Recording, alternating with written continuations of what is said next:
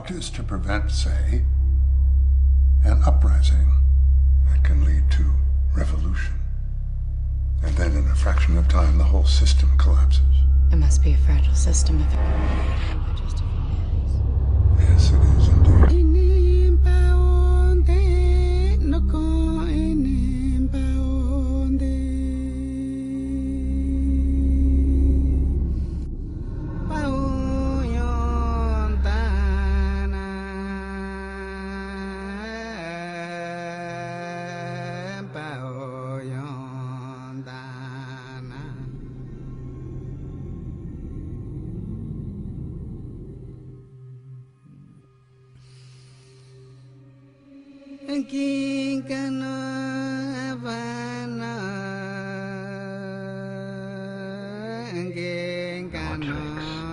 No more lies, only truth.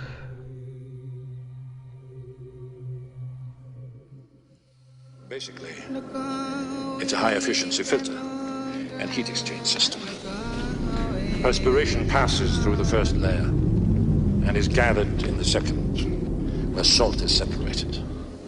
Breathing and walking provide the pumping action.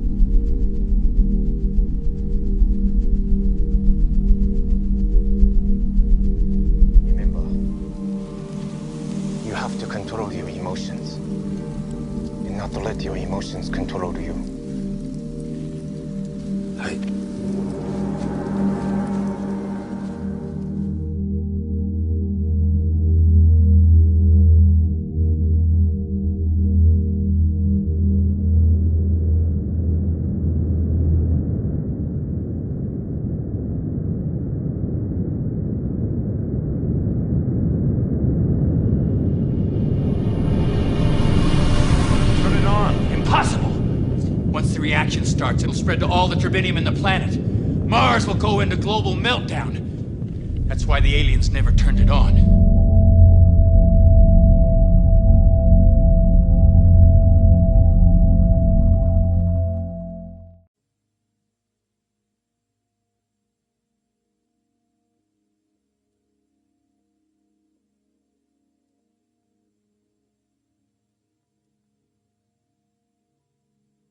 I'm watching the TV's copy. Wholeness and Balance Vibration to everyone. And thank you for tuning in. Obviously, this is season 3 of Astro Quest, and I'm in the studio, and today I'm definitely dedicating things towards getting questions answered on the quest, because this is a major thing. When I actually did a show with a pre-recording of a show with Catherine Buckaloo from Truth Connections radio for 4.5 hours yesterday, and in that conversation is every bit of a massive upgrade.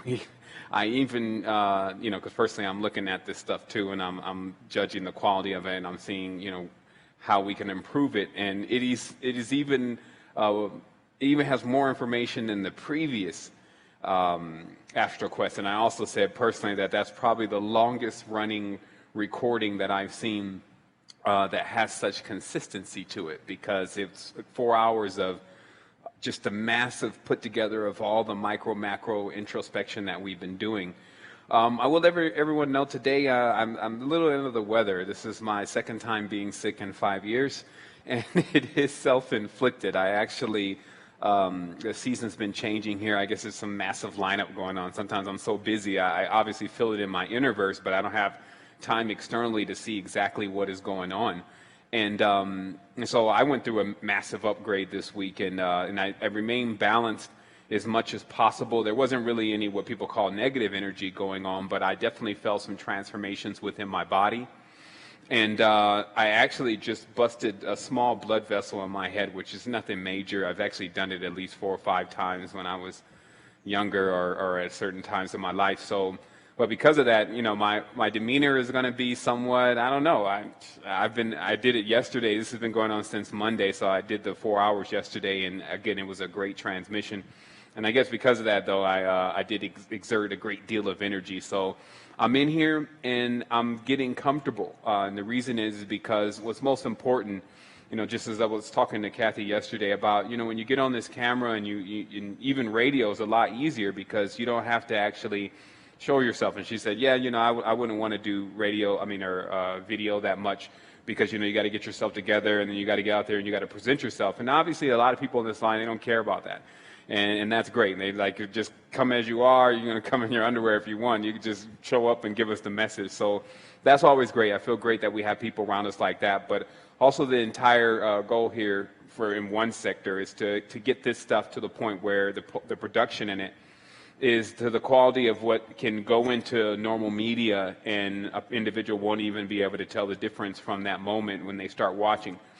Just to get past the initial judgments. And this is obviously to be able to reach more people. I feel like that as a teacher, that's part of our way of being sure that we become teachers, making sure that our message does reach as many people or many audiences as possible. So I'm going to do a favor to myself and check sound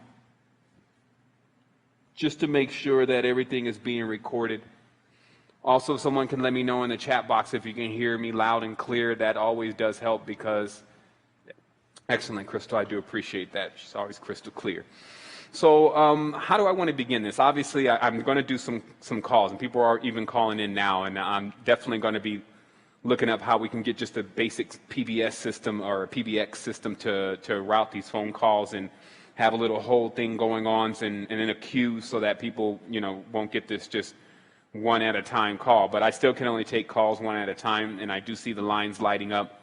You also see the number on the screen. I put a little lower third, as they call it, today, just so everyone has that number and just knows where they can call in to get us.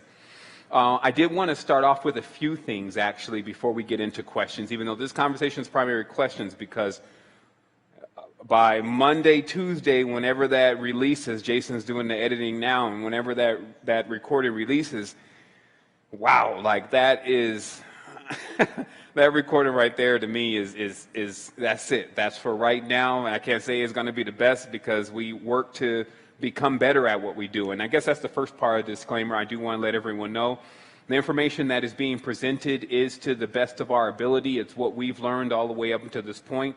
Functioning as a collective, and that collective frequency is accomplished when we just attain truth and be true to oneself, and then that locks you into a frequency of other individuals that are working on the same thing. It is an everyday thing. It's not something that you just do and then you have that status. Many people have done things in their lives that maybe they weren't trustworthy or someone wouldn't trust them at that moment. But as the past is the past, you can come right into the present and say, what are you saying now? Can I trust you with your message? And the reality of trust is that trust has a micro-macro connection, or as above, so below connection. So if someone is explaining to you something that you need to determine whether or not if it's truth, you should be able to find that example of truth beyond what they're saying. You should be able to find it especially in nature, the mirror, and many other different places. So let me just take a quick drink of water. And again, I'm going to give you the disclaimer. And the disclaimer is that obviously, again, that we're giving you the information to the best of our ability. The other thing is that many of these conversations are so expansive. What happens is some individuals start getting emotional and feeling even negative and conflicted about the entire situation, and this blocks their learning. And I'll just explain it very simple. When you were younger, what gave you so much energy, we're going to take a look at that in a minute, what gave you so much energy was that you had the ability to keep growing. Everything was new. Everything that you approached, you were like, oh my goodness, I'm this, and I want to learn this. And you see the baby do it. It's so funny because they're just like grabbing everything, pushing everything. And then, you know, you get a little bit older, and then you start becoming rigid. And now you're not willing to learn everything and take, you know, everything and experiment with everything too much because of supposedly these lessons that you've learned. And then, of course, if the person even reaches sometimes elderly age, it depends on, you know, the state of mind and the state of being. But there's even less conforming. There's even less flexibility. The being is unwilling to change, unwilling to learn, okay? And so that's the whole process of the growth to the decay. And the reason why I keep growing personally is because I keep making myself available to my childlike state of mind of understanding that I have a lot of things to learn, because I didn't come here speaking English. I didn't come here knowing geometry. These are all things that I learned, and it allows me to communicate with you, and it allows me to understand this world and what's going on in this world a lot better. I actually don't need this right now. You know, that does give me some kind of comfort. So the reality here is that it's very, very important for us to realize, just for yourself, within your own nucleus, watch your own mind. Forget everyone else's thing going on. Like, you know, I remember a wise man said, it amazes me how much people think about things that they cannot change, but yet things that they can, they give no thought to. And this is a real thing, because if we're always going out, this person, I want this, I want to talk to them, I want to speak to them, I want to go to them, I want to do this, I want to... If there's anything you should have learned on the quest in this last 4 years, is that that's the wrong direction. It's understand. You could be right there. It's about examining even the most simple things that you've already found out, but to see if you haven't deep core drilled it for its true meaning. Because obviously when we're at a certain level of our consciousness, everything that we're saying that we're becoming aware of, or that we're interacting with, we're only interacting to a certain percentage, if you may, a certain level of division, if you may, because we are yet to get into the fully perfected stage. That's something that we're working towards. And then at the same time, to insist that one is already in the fully perfected stage is only to shortchange oneself, because truly, if you think this is fully perfected, wait until you see the next level of this. So, the disclaimer. So the disclaimer is about, once you hear some of this stuff and it's time for you to take your bitter medicine, just like I have to take mine, if you are ready to eject from the cadman, which is what I'm showing you here, it's actually a male-female. When you're ready to eject, you take the center pipe and you blast out the top all the way, you see, to, I guess that would be your left. You blast out at the top, and then you leave this body, because this is the most current diagram to the program physical world as on its illusionary informational level, meaning that look at nature as being the firmware. It was always here. It was holding up the frequency. The seeds have already been buried even under the lava. That's going to be going on. But when mankind in this history and all of these kind of things, at that point is time, this history and all of these kind of things, at that point is time, at that point a body is constructed, and this is that body. And this body obviously is so intricate. I've actually posted this on the website for those who wanted to take a closer look. You'll find it in the blogs a little bit further down. It may not be on the first page, but just check the archive. But it's so intricate and so interwoven, it always fascinates the person even to see the chart the first time. They're like, I got to get that. Where is that? I want that. And this is very synonymous with the same reaction that people have with the stories and the mysticism and all the different variations that have gone on after the Big Bang, or after the big sexual relationship with our reality and its opposing force or its shadow, thus creating, which is what we actually do. We take positive and negative and we put them together, male and female, and then we create. And the birth from that is a combination of what comes behind that, aka the drama. Because the intention of the drama is it's a long saga, legends, empires, all these kind of things, and then many different intricate points that would take aeons to explain, especially in English. I'm using light codes, and maybe I can get it to you in a couple minutes, or what you call minutes.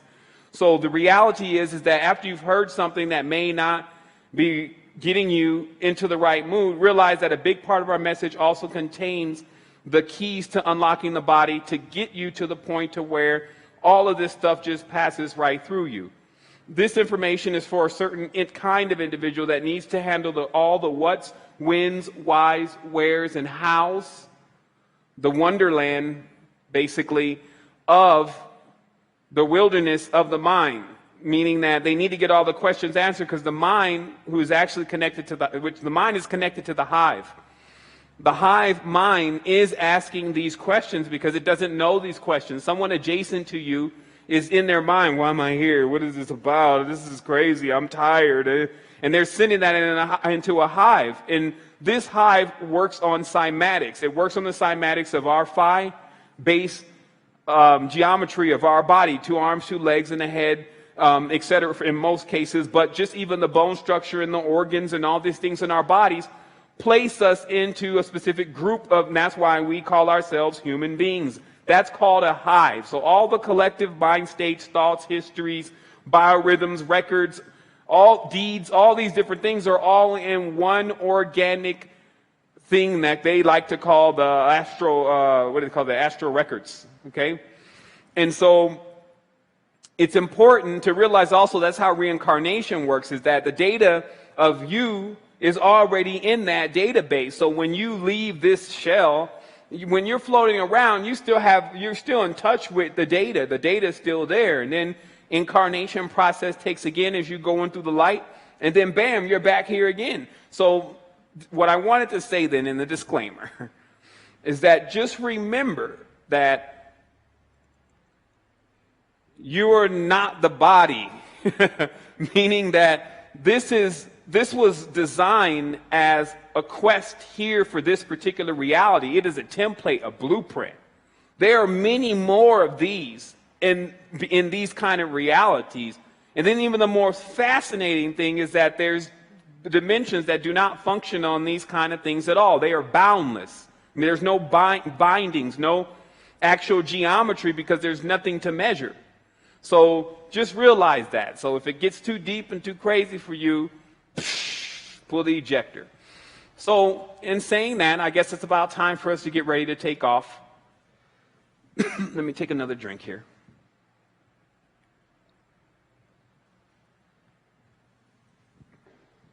Wow, I think I just covered pretty much everything that I need to say except for one more thing. I was doing some research about 3 days ago, and man, I think I was actually researching something entirely about something else, and then I was also watching a movie simultaneously that was about genetic engineering and things. And they started to call off the different elements that they needed in order to either create excessive feeling or decrease feeling altogether, and it was dopamine. And that dopamine is naturally produced by the body. Is dope. I mean, it tells you in the word. It's naturally produced by the body.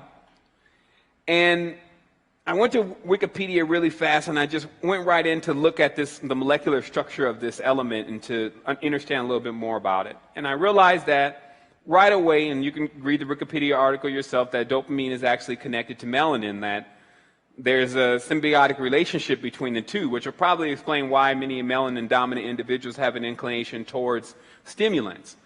But that was as much for a moment that I was able to grab on just that regular physical interfacing level. And then I was immediately thrusted off into this higher state of consciousness about what goes on when your parents utilize a lot of dopamine from their time, and this of course is the 60s, the 70s, etc. Our parents utilizing a lot of these substances that contain not only this substance but many more, but I'm giving you just a core example.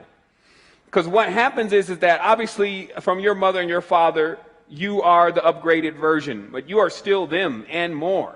That's the truth. You know, you can't, no matter how much you like your mother or father or whatever, won't be able to run away from this one, okay?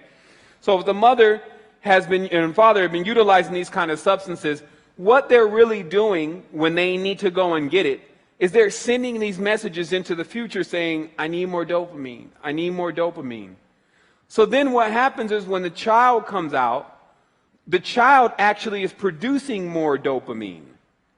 And that's called ADD. Look at it. They say ADD is the excessive production of dopamine. So this means to connect in with what I was explaining before about how all the organs, chakras, are actually producing endorphins and basically high-end drugs. And keeping the body somewhat doped up in an illusion. Melanin, serotonin, all these different ends. Okay? So, or nines, I like to call them. So this is about energies. This is about where these energies really reside. And so then I started thinking, because that was like, okay, so I got the hard-coded data. Sometimes the mind needs that, especially if it's in somewhat more of a logical, left brain logical spectrum.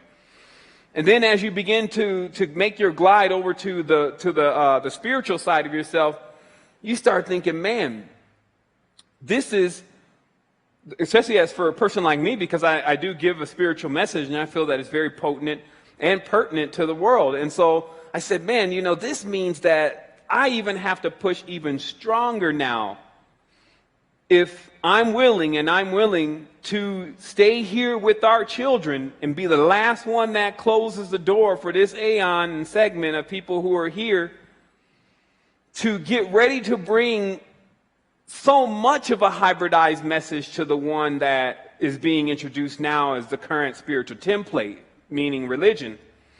And the reason is because there is so much action that a person with dopamine needs to be doing in order to keep constructive with that kind of energy.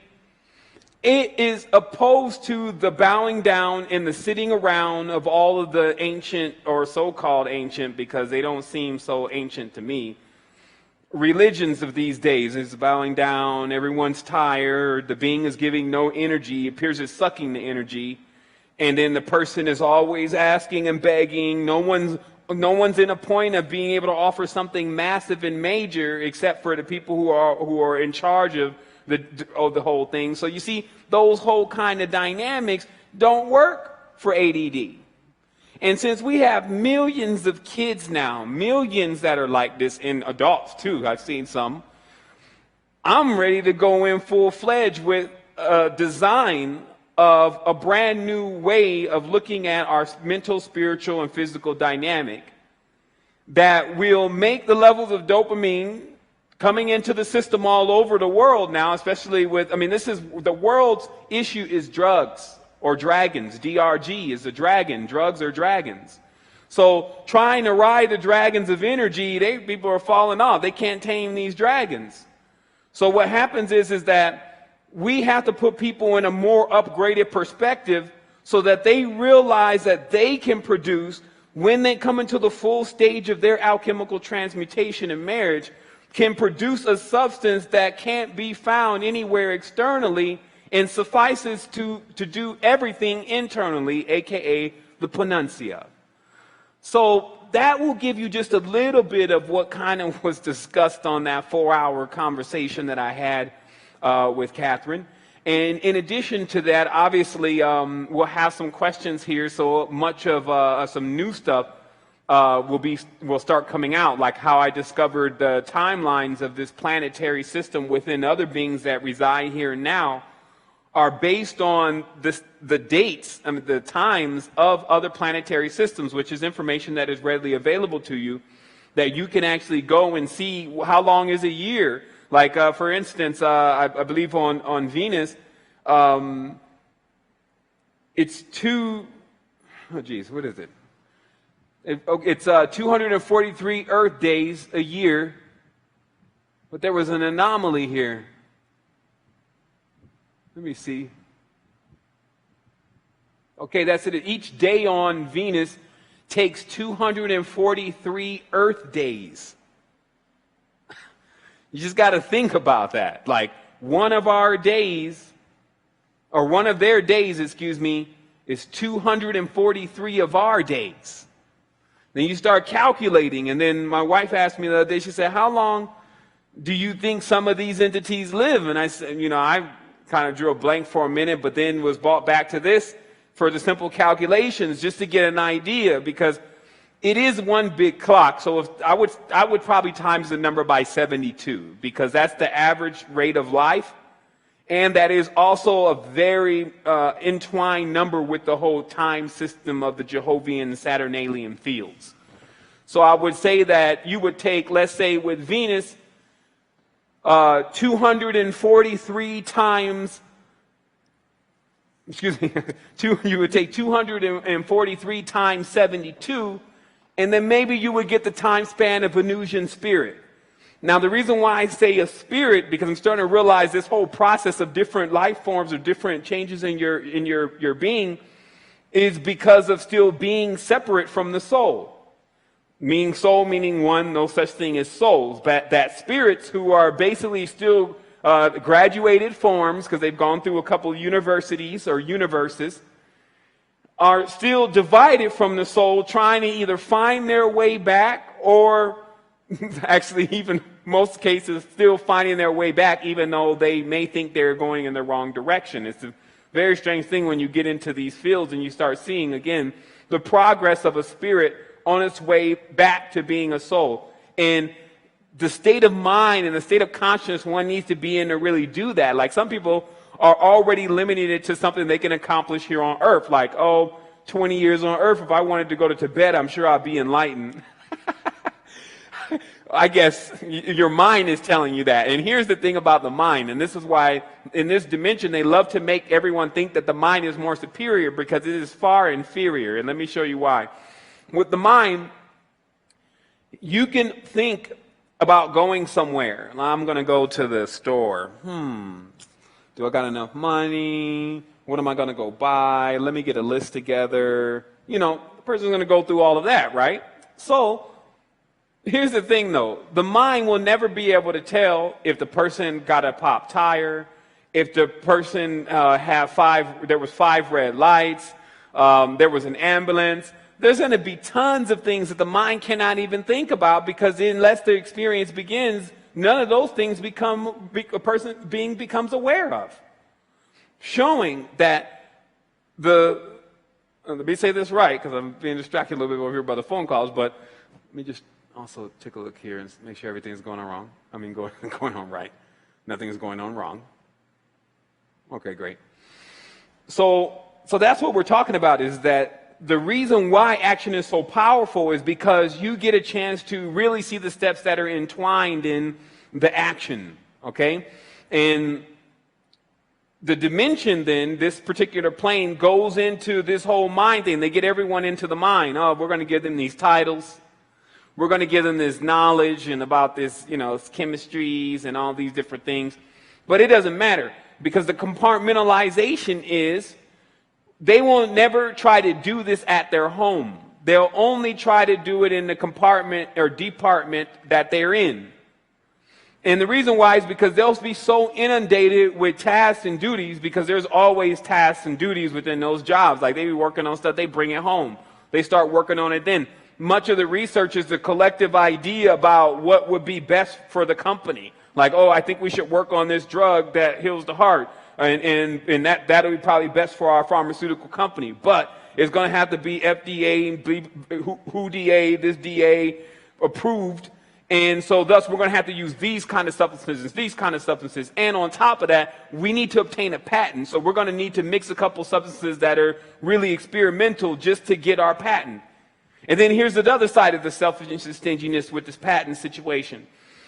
A person that may not have the capital and the means to actually create the idea will still have the mental idea and be able to write out the schematics and fill out the forms and things that are necessary to find the patent, submit the patent, okay, and then can't build the item. So then when someone else comes that has this brilliant idea of emancipating multiple species and introducing perpetual energy and all this kind of stuff, they say, sorry, sir, there's a patent on this already, and if you try to do this, you can be sued, like you will be sued. Okay, so then they turn around and go to China or Japan and give them the patent. And because that's just out of our jurisdiction, they can develop your design and whatever you're doing right over there and then bring it back over here, and then there you have no way of doing anything. Not to mention all the real intelligent designs, which I even pulled up a couple. I can show them on the internet even today. Going through the patent offices, all the real intelligent designs are sitting there in high res, just there, not being developed. And on top of that, these major organizations, also third party or ultra wealthy billionaires, the Monaco types, have these kind of things sitting in their house and utilizing them, continuously regenerating their bodies for the physical dimension, as I'll get into later about the term, I'd rather reign in hell than serve in heaven. That's a deeper stage of consciousness within the malevolent forces. So here we go. let's go ahead and get right into taking these questions because the phone line may bust. But there's a question here that says pot, a stimulant. Pot is known as a depressant in most cases, but it does produce tetrahydrocannabinols. 4 dragons, tetrahydras. I mean, so you would say, how does he know all of this? How is it true? And it's because, like, it's all really labeled. You just have to know what you're looking at, and then you have to uninstall compartmentalizations, because what compartmentalization will do is look at the Wikipedia entry. And this is what I realized that compartmentalization will do, because some people will come back and they'll try to debunk you, right? And they'll say, Wikipedia actually said that let me go to dopamine, that melanin and melanite are not related. Let me show you this. Okay. And I wish I was on my other computer here because I can just show you the screen. In fact, I think that that's something that we have to keep incorporated all the time. It's just that extra computer. But you can kind of see it here from my computer. And all right, I know how to wire this place up next week. That's okay. I know how to do it next week. So that way I have a computer. I can show you right what's going on. But you can go yourself, Wikipedia, dopamine. And these people have the nerve to say, and let me just get to it here. Maybe they even erased it. I remember one time they went into erasing stuff. Hold on real quick. I'll find it another way. There's always another way. I'm glad that we're not on one of those networks that are like, oh my goodness, we got to take our time. We got to go. Okay, here we go.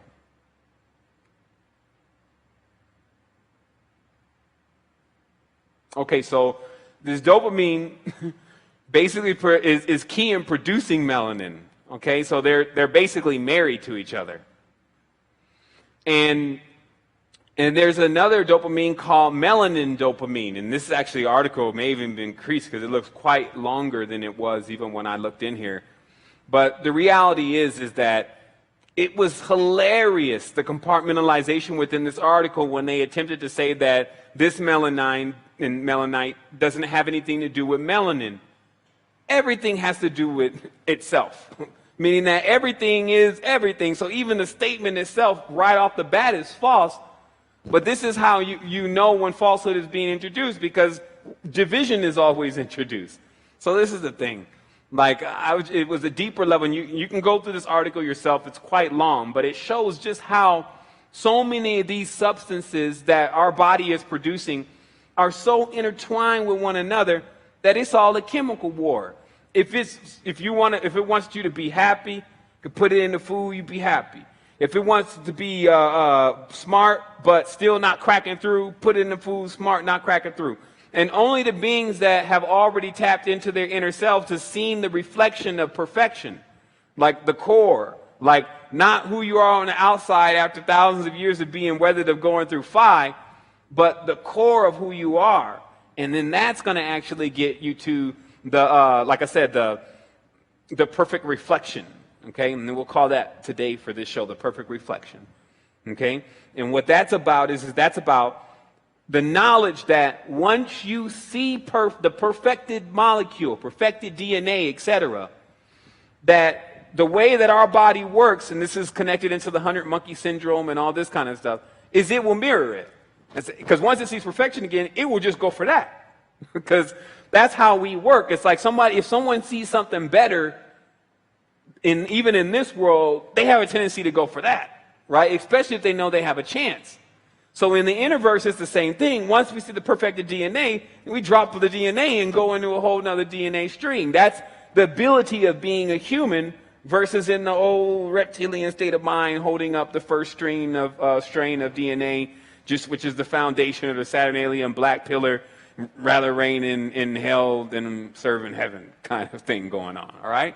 So here we go. We're going to go ahead and get started. I'm going to start by taking calls. Okay, first protocols here, because it's very important, because I will hang up on you today. No, serious. I mean, I think sometimes people think that I'm just this really nice furry creature, namaste, and it's not always about that. You know, you could do that sometimes, but sometimes it's time to actually really be in order and to enforce.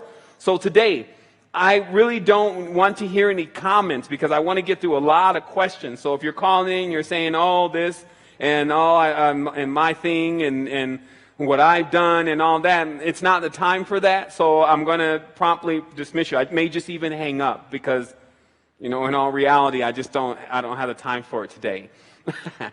And the next thing is that you will have 2 questions. As I wrote in the protocols, it'd be best if you had written those questions down, and also condense them for understanding, meaning like see what you really want to know in the questions. Some people, they don't actually ask questions, they're actually saying a statement. And so just understand the difference between a question and a statement. If you can put a question mark behind it, then it's a question. So if you have a question, that's what we're answering today. And it seems remedial, everyone, but realistically, it's important that this is explained, because sometimes this weird stuff starts happening with people these days. Let's see. I also said here, if you can, and that's, I guess, the final thing, is just mute your line on the actual live stream, and that's important, because it gives us this double feedback reverb thing, that because you're actually calling in on the line that the studio's audio is hooked into. So without further ado, we'll go ahead and begin. Let me get a little bit of water here, and let me check time.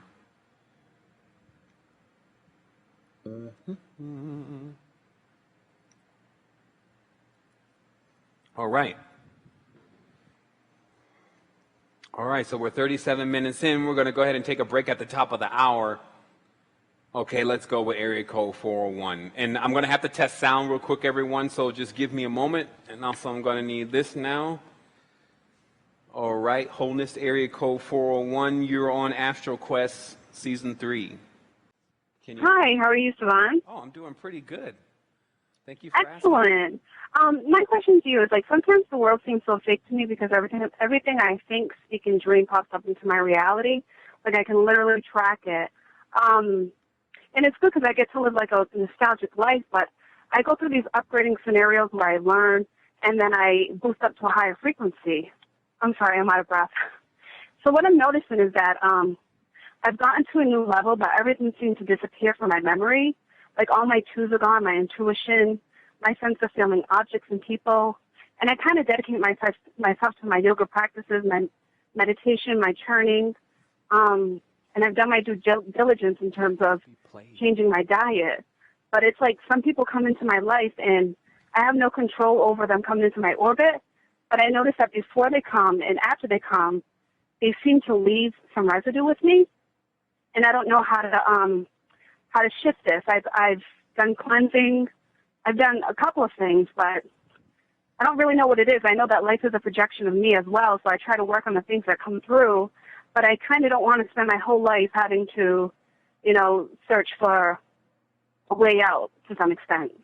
Okay, well, let's just get the attachment situation solved, really, just from a very, very direct level, just meaning what people do leave with you after you interact with them. We have to realize that we're in this collective build together. And so what happens is that, let's say, for instance, I create something, or I recreate it, because, you know, you have to really get really far up there to start creating things. But if I recreate something, right, and then you use it, and let's just say, for instance, it's a stove, and I create this stove, and then someone else creates this flour, and then they put the flour in the stove, and then now we got cake. And so what happens is that that cake is this marriage between my idea and your idea. And the reason why I wanted to explain it very loosely like that is because obviously there's even more intricate connections that people have together. And these connections are, you know, they leave a lot of the person's energy, and because there's already basically children made. If you may. And this happens, this is not even a sexual thing in the sense where a male to a female or a female to a male. This happens with any organism that we actually interact with. So what happens then is that you get these kids running around, And this is, again, the easiest way to explain it, and the correct term is kids. And so you get these beings that are running around that have a biorhythmic connection to you on some level or another. But all they're looking for really is that perfected mirror. And that's kind of what we were talking about before, that what you'll witness then is you'll witness as you continue to expand into your, as you said, you don't really want to go through these multiple lives of continuously doing this. That actually shows the indication of the being fully aware of their path, this particular path, and that gives the ability to actually change the path. So this all runs simultaneously with you actually cracking, in a sense, if you want to use that term, for yourself, exactly how to escape, in a sense, this particular shell. And because then your work is done, your work is complete, you've tilled the garden, etc. And so that's the advice that I can actually render on that particular situation. And do let me know if I didn't directly answer the question. You did a little bit, but I guess what I'm saying is that, like, if I'm creating from a hot space, everything seems to be balanced. But I'm not sure. It just seems like when people come into contact with me, I then see them. It's like they become my doppelganger. It's like I'm seeing them with my energy, and I'm feeling their energy with me. Right. Well, again, I can't say it enough about the mirroring effect. But if you notice how that's why I was saying in a hive, the more dominant mind wins. Okay, so what happens is that if you are giving an awful lot of energy, you'll see this very synonymous with the sun. Remember, because the sun is neither male nor female; it's actually both. So when a person has achieved this stage within, the only thing that the other beings that are around you are seeing is like a sun or a source of light, and then because they want to be like that, they attempt to emulate it. So then, so it's really a compliment to some extent. Oh, well, it's always a compliment initially, but of course, sometimes it could be, it depends on your character, because those who have somewhat of a, if they can exhibit the trait of jealousy, have a tendency not to like people to emulate what they're doing and feel, to a certain extent, invaded. Like, okay, why are they doing that? That's mine. Or why they use it. Well, I guess for me, I'm sorry. Go ahead. No, go ahead. I guess for me, sometimes it feels like I can't find my home base anymore. You know, I'm like searching for my home base. Like sometimes if the energy is too strong, or maybe, I don't know, maybe it's my I'm just not sure what it is, but I do notice that, like, I can't go back to not that I can't go back, I shouldn't even use that term, but I have a hard time centering myself back into my home base where all my tools are just there for me. Like sometimes I literally begin to forget how to breathe again. It's like I start from the bottom again. It's really interesting. Yeah, I mean, this also is, you'll see why monks stayed in caves, but this is also sometimes the effect of being in a lot of life paths and life streams when you're on the highway of life. In a certain sense, you're a hot spot. I mean, I don't know where you're living at and how many people are around you, but it sounds like that you can be contacted and gotten in touch with rather easy. Right? And so that's the thing, is that sometimes many individuals choose to firewall themselves to a certain degree in order for them to, because you got to realize that in climbing the ladder, you can go up, and let's say as a diagram, let's say you're going up this high and then end up coming back down here and then going up, and then coming back down here. That's what I do. I go up and come down, and I go up and I bring people with me. Like, I get that part of it. But I guess what I'm trying to do, you said a key word, is firewall myself, to protect myself from being anchored. Like this time I feel like I came down and I'm having a hard time getting back up. Right. Indeed. I mean, this is something that I guess not too many people talk about or talk about the methods in which how to do it, but I think it's just the knowledge of it. But we are getting into a period now because of the energetic forces of the planet, meaning that everyone's energy is increasing. But this doesn't necessarily mean that everyone is on the same path of energy that you Absolutely. are. Right? So as they're getting stronger, that actually functions like two devices that are attempting to use the same bandwidth or frequency, and then one device is in a sense overriding the other. And so this is where you do need that firewall. Now remember, the height of this is one can actually achieve that in the center of New York. Okay, so that would be the most extreme, meaning the person who has the most control over their mind, body, and soul, which is tied into their emotions, right? They can be in the middle of New York City and it's not even bothering them. They don't actually have a ground there, meaning that it takes them to really go deep. When you see the energy coming from the bottom of the feet, to go deep to actually touch what we know as an energetic earth ground, right? Because you can imagine New York sewers and all this kind of stuff. So as you're going down into this, you're trying to ground into the place, there's nothing to ground into but filth, okay? So but the person who is very strong has a root that can even go through the filth and then go all the way down to where the minerals and nutrients are that they need. So this is why I mentioned that. So maybe when I'm grounding myself, I'm not going in as deep as I should be going. Man, is that what you're saying? I meditated with a guy that when I took my feet off the ground, he went nuts. And he said, man, before I can even start to meditate with you, the first thing we need to start working on is just you keeping your feet on the ground. Because in the strictest sense, they can feel their grounding in a plane.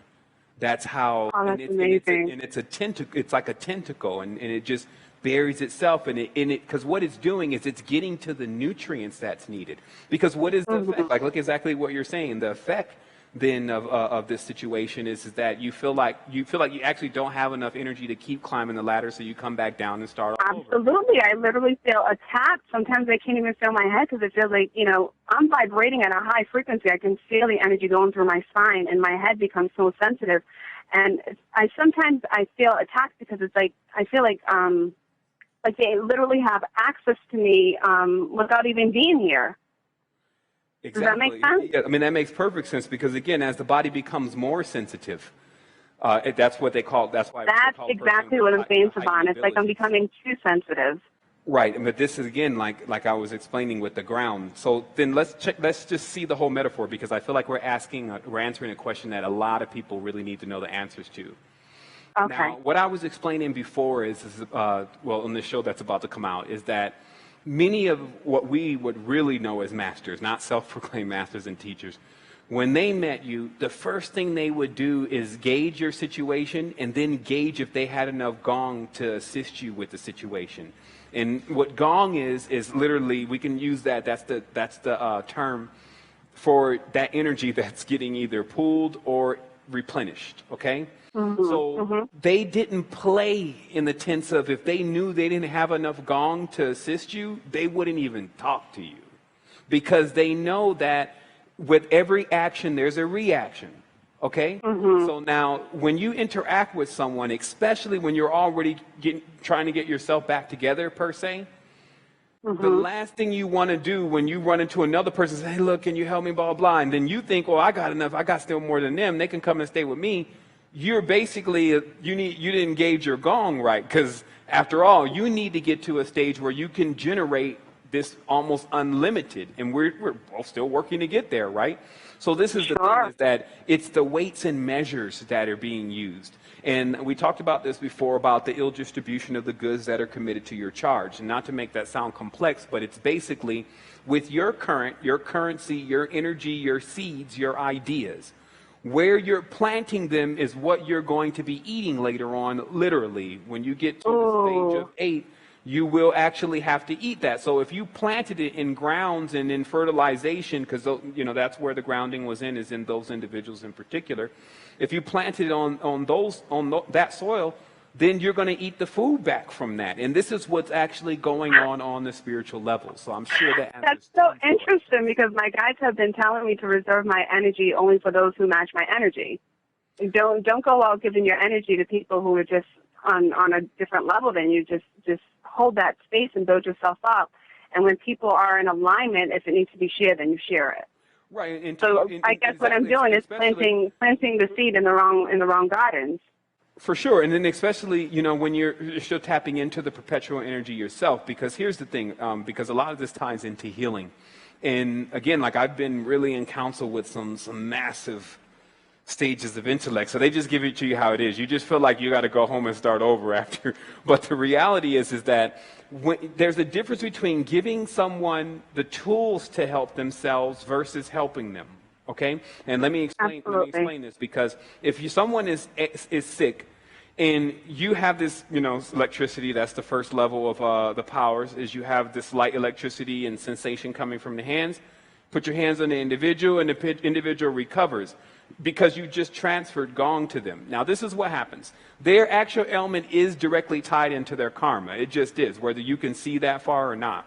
So what Sure, you've done is you've prolonged, and I'm not saying you personally, but the individual that has used this method has prolonged the person's karma. So two things happen here, and neither party benefit. Whatever the person was to learn behind the karma, they will not learn at that moment.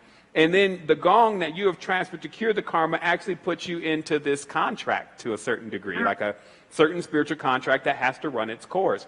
And so this is the kind of thing they were talking about. Well, look, if you want to be an adept, meaning which all this knowledge was tied to before it became like just on the internet everywhere, then these are the rules you need to know, because you, after all, don't want to open up channels that you'll later on have to close. And this is exactly how they explain it. They say that when you start path, let's say, for instance, Christianity, and I can be one of the people in this sector then, that because I started in the path of Islam and I went to Christianity. But when you start a path, it actually opens a gland, because that's what a path really is. Inside of the body, it is actually an area or a tube that hasn't been really traveled down before to a gland, which is basically an energy center. And so when you open up that gland, you start to travel down. And now what happens if you get a quarter of a way and you realize that either you don't want to go down this path or you want to try a new path? So then you go back, and that gland is still open. You try another path. When you open up that path, because all these paths take energy to accomplish and to go down, okay, you have to actually close that path before there's enough energy to fully go through that path. And this is the as below explanation of what happens when a person opens up too many paths at one time, and then have all these How do you close it? You close the paths by grounding yourself. And this is everything to do with grounding. Grounding themselves first means a reboot in a certain tense. The person actually gets to a stage where they say, okay, it's just, generally, most of the time this happens with some type of breakdown or some kind of spiritual upheaval, okay? And then they separate themselves, or isolate themselves as much as possible. They cut down anything that's pointing into you, anything that's inputting. This means books, this means TV, this means anything that is giving you input. They cut down on the input in order to get grounded so that they can actually hear themselves again. Then the cultivation starts, okay? Because remember, what this energy is tied directly into is the term known as cultivation. Cultivation is just like what you see as you cultivate something here in the physical reality. It takes a period of time to get the right level of consistencies within the cultivation for there to be growth. So when you have to keep starting all over again, your cultivation or your petri dish, your custom, etc., just goes out the door again, and you have to start with the new petri dish again, right?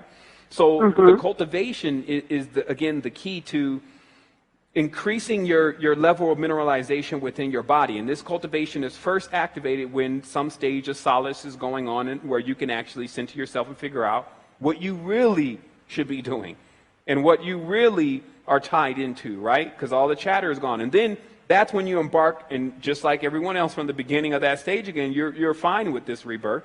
You embark from that stage, but this time knowing much more exactly about the energetic dynamics of what's really happening with your interaction with others. Sure. And on top of that, I will give you one last pointer here. And this pointer will be the last thing I'll say, and then I'll get on to the next calls. All of this may sound very complex, but it boils down to two things. People either build or destroy.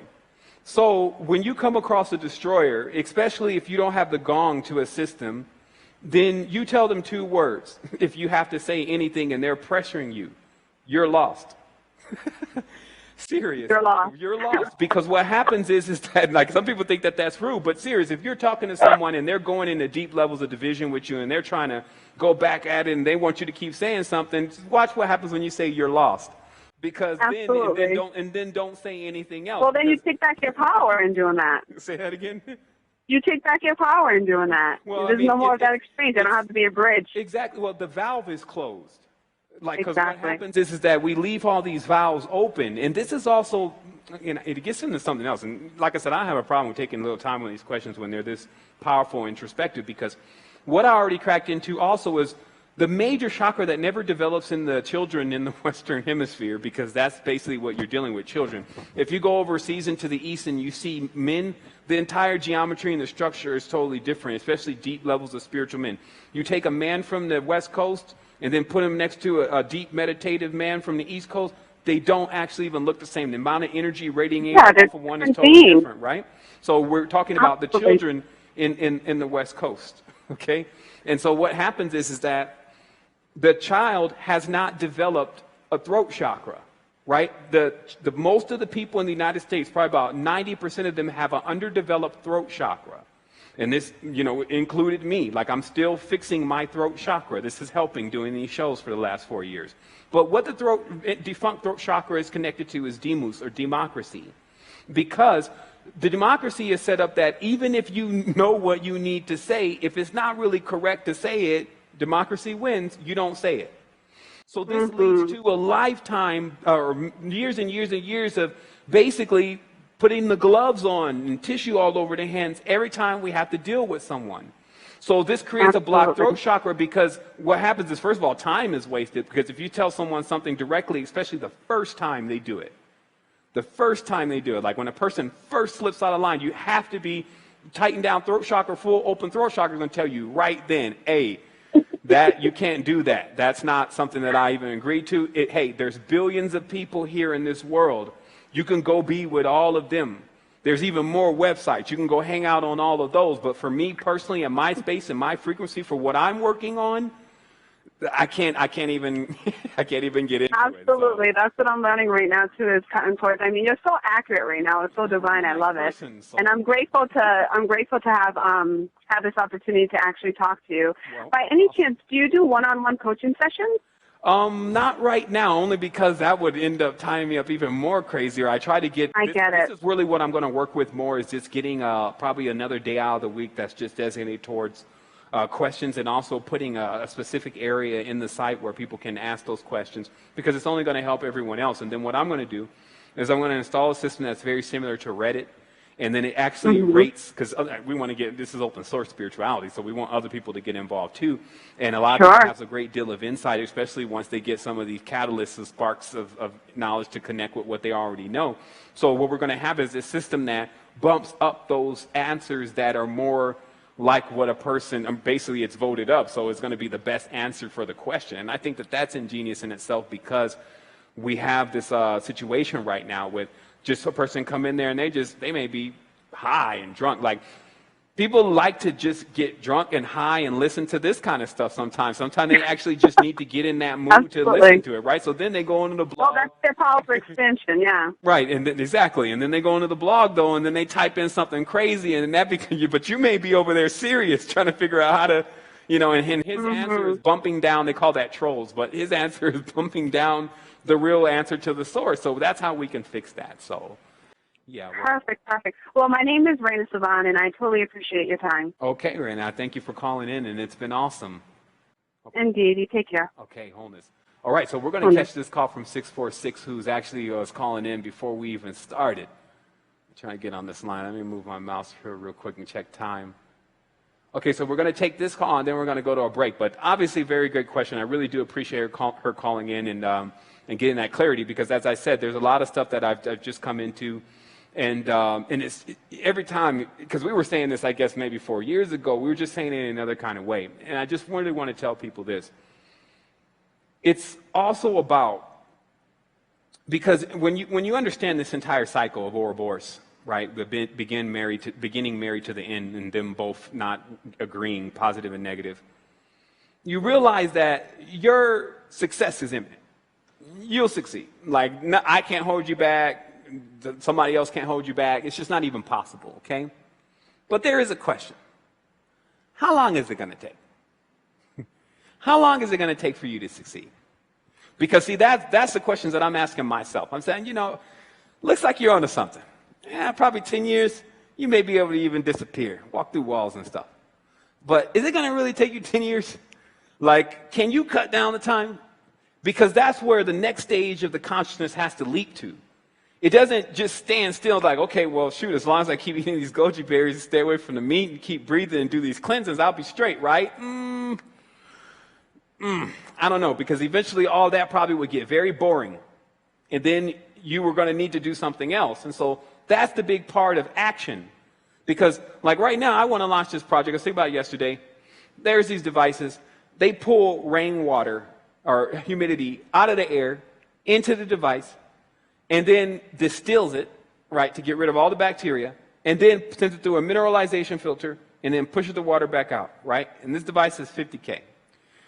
And in villages, they have water, and there's good humidity in the areas, which is one of the requirements. But because the water is still, it's contaminated. So thus, all the people that are there are sick and have diseases because they can't even get fresh water.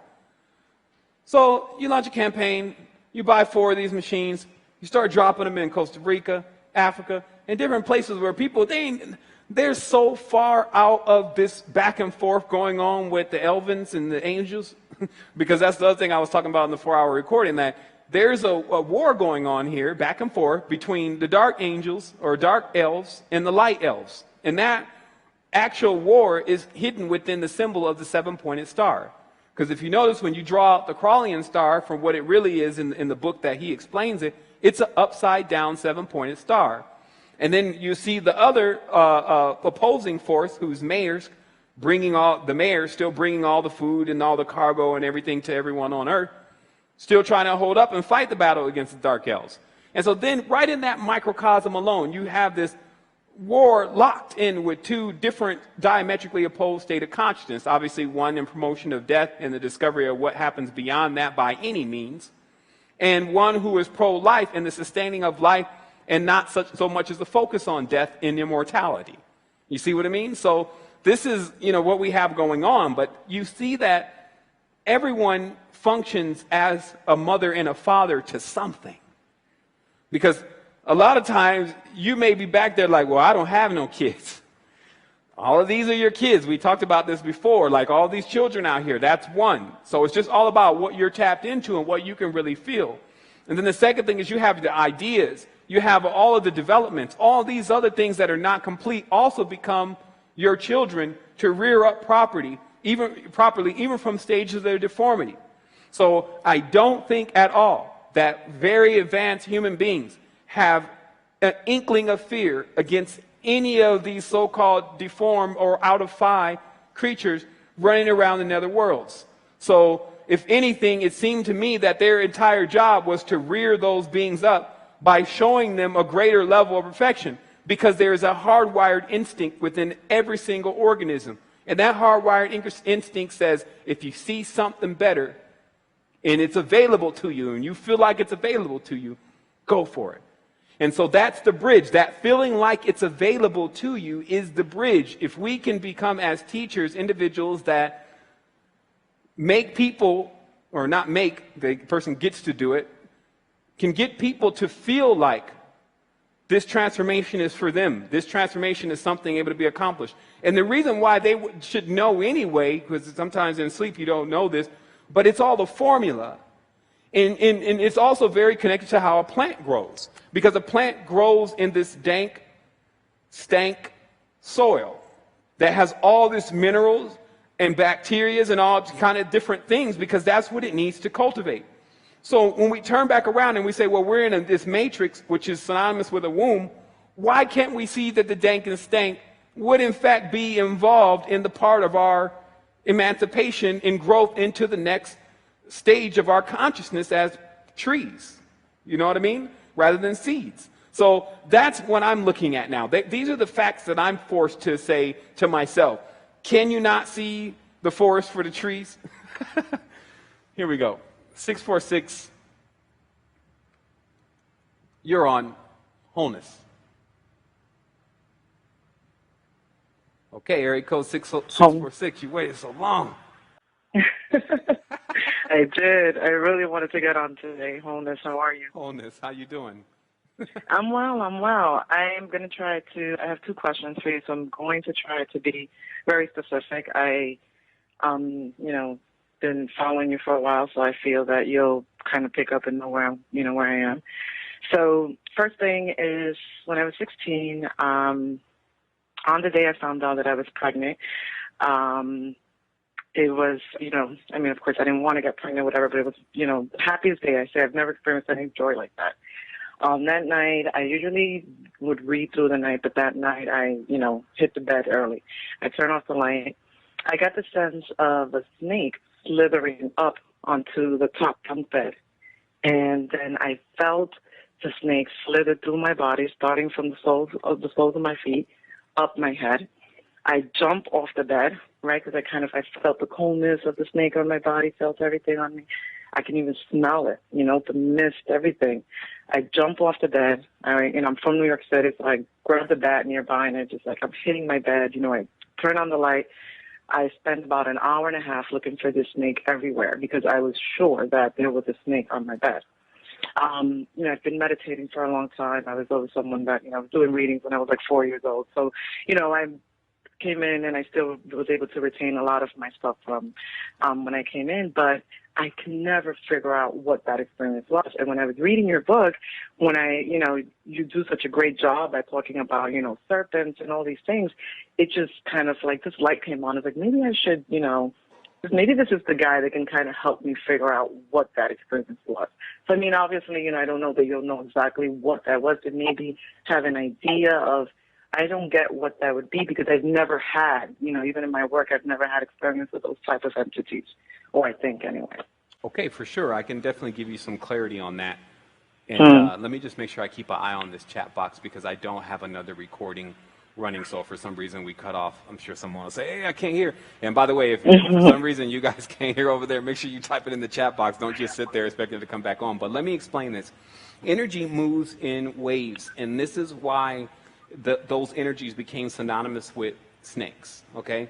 Because if you've ever held a snake before, especially if a snake is actually upset, you can get an idea, even from a baby snake, exactly how much energy these snakes really have. And remember, I didn't create the snake, so some people are like, oh, are you saying the snakes are good? This is crazy. I always say I have a disclaimer about talking about these serpents. To say all the serpents are evil is just as silly as saying all the humans are good.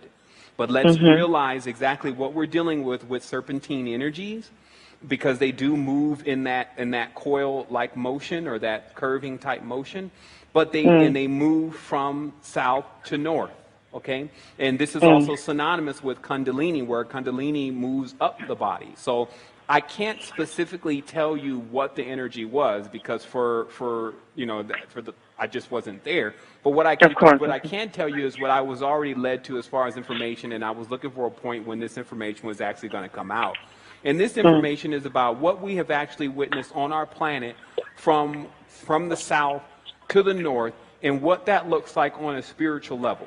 And what happened is that the areas of Angkor Wat, which are in the deeper recesses of the south, especially from a geographical level, were basically many of the fertilization points or the first portals in which the entities or the energies that are now residing on this planet in different bodies came out of. Okay? And these beings became known as Nagas, Netters, Divas, etc. Very highly energetic forms that moved in waves and can waft you with energy, meaning that the energy coming off of some of these beings was so strong it would put a person into somewhat of an illusion. They would swoon.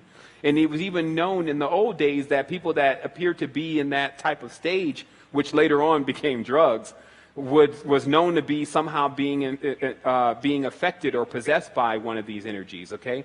And then obviously this also accompanied being able to tell the future, because anytime you get a higher level of energetic upheaval, generally one of the first abilities beside the slight electricity or magnetic force coming from the hand is the ability to project out into that particular plane or even beyond it to see what may take place next, okay? But the interesting thing is that there happened to be something of a deluge or inundation within that area where it basically vomited up or gave up all of its inhabitants.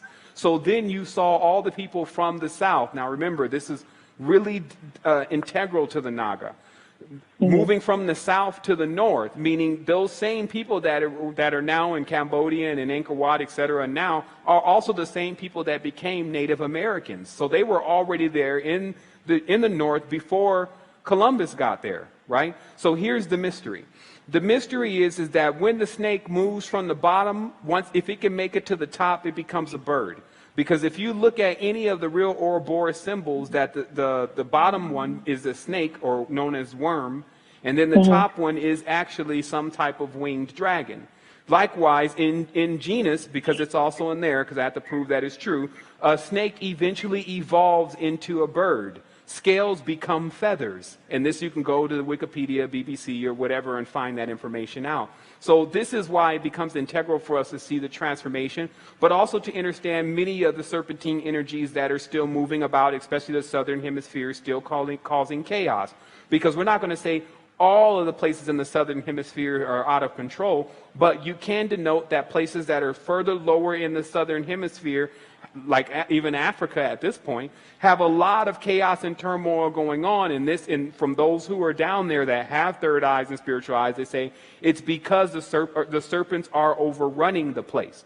They have no instructors. And this was also noted about Peru, because Mount Meru moved to Peru, and then a couple of gentlemen that were master meditators went down there, and they came back to Costa Rica, and they said, Sevan, you wouldn't even believe it.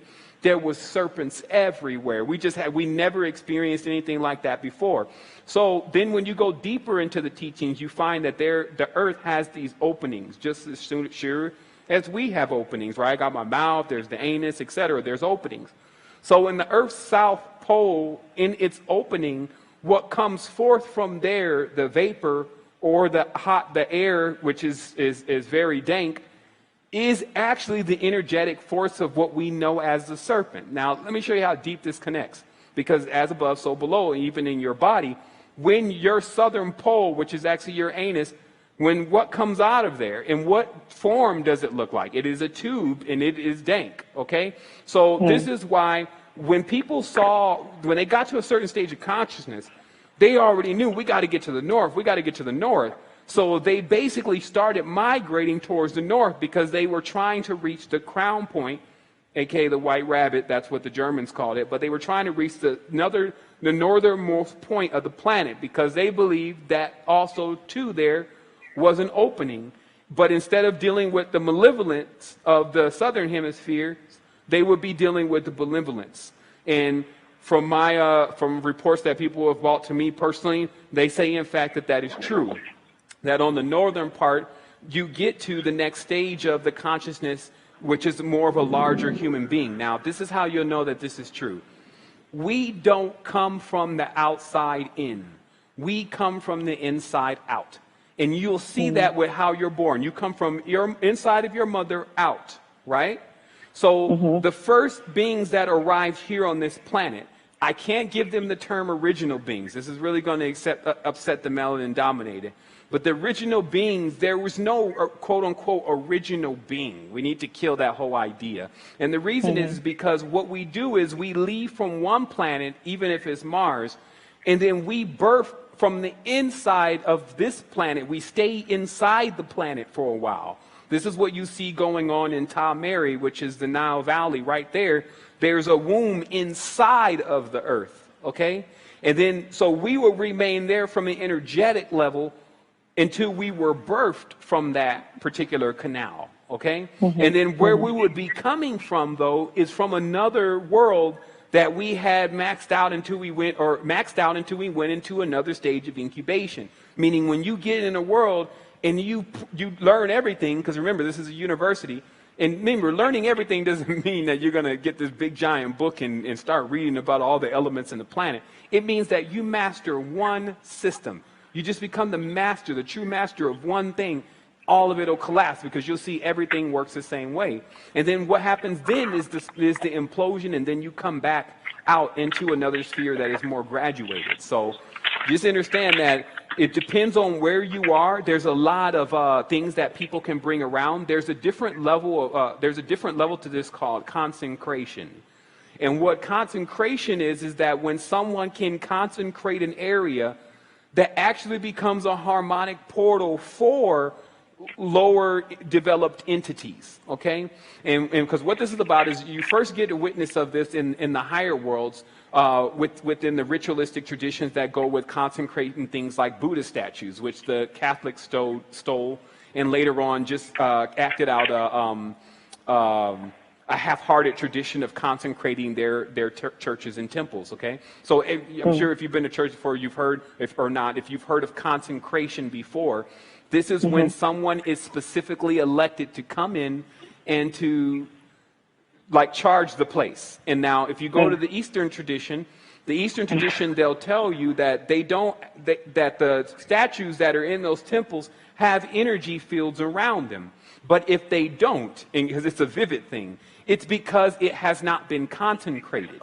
And then they have to call someone in and they have to come and consecrate. Now, what this is all about is this is about that people, there's many people, especially that are calibrated for this, but there are many individuals who do this unknowingly, are so energetic that they actually create these spaces. And of course, those spaces highly depend on what kind of energies they're playing host to, if any kind of energies at all. So if you get one of these individuals in your area or circumference, and you happen to enter into the region where the dimensions are much closer together, this is around 3 or 4 in the morning, because at 3 or 4 in the morning, that's why day becomes night, is because, night becomes day, or it depends on what perspective you're on, but that's how day becomes night or night becomes day, is at a certain point, right? And this is because the dimensions are closest together. So at that point and at that moment, which lasts for about 15, 20 minutes, you can literally, like some people say they received like taps or something was there, or, you know, these kind of phenomena are a lot more easier to witness. And then obviously when you get up right away, it's not going to be there because you've already shifted frequency, but you're definitely not going to see it in the reality unless you have a really good third sight as to where it went. And so this is just about different areas. And this is why, and we talk about astral hygiene. This is literally having your little kit together. You know, maybe you got some sage, maybe you got some San Paulo, maybe you have some, just any high frequency oils. And when you have to go somewhere, and so it's going to be a different way of life, but I think it's going to catch on. But realistically, I tell even you got to think about this. Like when you go into, like a woman has a hole. Man has a smaller one, but a woman has, all have holes, but woman has her womb. So if she goes and she sits down on this chair that thousands of people have sat on, this old dirty chair, it's not far off for there to be some kind of energetic contamination there. But a simple spray in the hand, like, and you just sit down, it may seem a little odd to everyone else, but then they'd be like, what are you doing? What did you do that for? It's like, did you know that some of these places energetically contaminated? Well, what do you mean? Well, it's that simple. It's simple. Like basically when people carry very dank energy and then they leave it there with the DNA and all of that, it affects you. And this, if you just watch this, like, and obviously you don't want to become a fanatic about it, but if you watch this, you'll start seeing your own self-substantiation, because this means you're at least watching. It doesn't even matter if it works or not. I personally know that it works, but the reality is that even to use silver also is very effective for disinfecting things, and it has no effect. Like, you're not going to be spraying bleach or spraying a smell that someone may be like, oh, I don't like the way that smells, and you end up getting in some drama for that. Just silver, and hit the silver, and then just do your thing. And just being more conscious again of the kind of energies and knowing that they're there, because that's the biggest thing I think with all this stuff, is that sometimes this has a tendency for people to be like watching like some entertainment or something like that. After the thing shuts off, they're like, they don't actually apply it to their life or think that it goes with their life. Like the lady I was speaking to earlier is a very, very good example, because now she already probably knew all that kind of stuff was going on energetically. I just explained it in a different way. But from her seeing the results so many times, like falling down the ladder, coming down the ladder so many times, then it's like, okay, now I see that it's like a separate confirmation in yourself, because you're like, you know what? Okay, that's my last time trying to convince myself that I really do need to be more concerned about the different kind of individuals that I yoke myself with. Before you can start going with the flow, because everyone likes to use that comment like, well, I'm going to go with the flow of things, and then somebody comes around and they're like, well, if the universe didn't want me to be around them, then they wouldn't be here. Oh my goodness, don't start that. The universe doesn't want, first of all. Yeah, let's get it clear. Like the universe is on something else. So this means that we are personally responsible for mandamus, which is to enforce within ourselves even things that are not written. So that's what I'll give you on that.